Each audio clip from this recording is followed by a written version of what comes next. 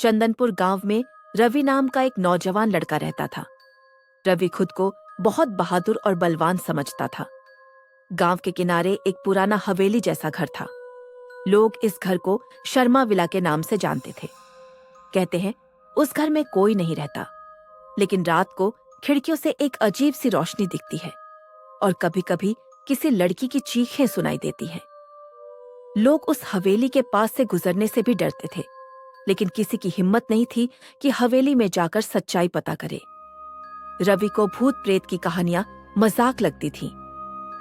दुनिया में भूत परी जैसी कोई चीज होती ही नहीं है। देखना, आज रात मैं सबके सामने साबित कर दूंगा। रवि ने ठान लिया कि वो उस विला में एक रात गुजारेगा और सच दुनिया के सामने लाएगा। रामू, तुम तैयार हो ना मेरे साथ चलकर उस भूतिया हवेली में एक रात बिताने के लिए? लेकिन क्या वहां पर जाना सुरक्षित होगा? मैंने सुना है उस भूतिया हवेली में किसी औरत का साया भटकता है। अरे रामू, सीधे सीधे क्यों नहीं कहते? तुम्हें डर लग रहा है। एक नंबर की डरपोक हो, डरपोक। रवि अपनी बातों से रामू को उकसाता है और रामू रवि के साथ चलने के लिए तैयार हो जाता है।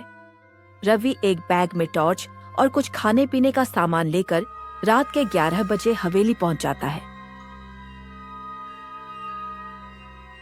अंदर हर तरफ धूल और मकड़ियों के जाले थे, लेकिन बीच के हॉल में एक चीज चौंकाने वाली थी। एक बड़ा सा पुराना आईना बिल्कुल साफ और चमकता हुआ सामने वाली दीवार में लगा हुआ था। रवि आईने के सामने बैठ गया। शुरू में सब सामान्य था, लेकिन जैसे ही रात के 12 बजे आईने में कुछ हलचल सी दिखी। रवि को एहसास हुआ कि आईने के पास एक लड़की खड़ी हुई थी, लेकिन जब वो मुड़ा वहां कोई नहीं था। डरते हुए रवि ने फिर आईने में देखा। लड़की अब और पास आ गई थी।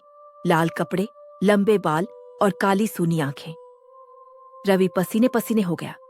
उसने भागने की कोशिश की, लेकिन कमरे का दरवाजा बंद हो चुका था और रामू कुछ काम से दूसरे कमरे में गया था।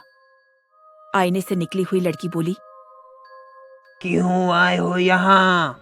मेरे दुख का मजाक उड़ाने के लिए? मैं तो बस हवेली का सच पता करना चाहता था। मुझे माफ कर दीजिए। सच्चाई तो सुनो।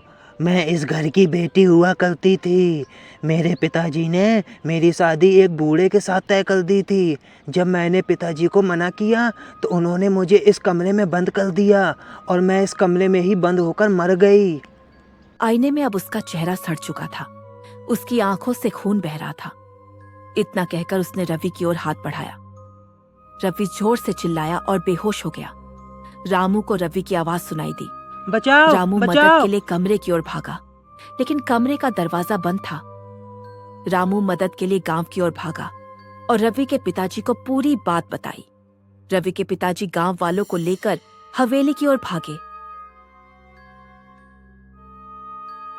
गांव वालों ने रवि को हवेली के बाहर बेहोश पाया।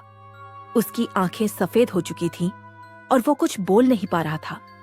डॉक्टर ने कहा रवि मानसिक सदमे में है। पर उस दिन के बाद से रवि हर रात सोते समय खुद से बातें करता है। कभी-कभी वो आईने में देखकर हंसता है, जैसे कोई और उसके साथ हो।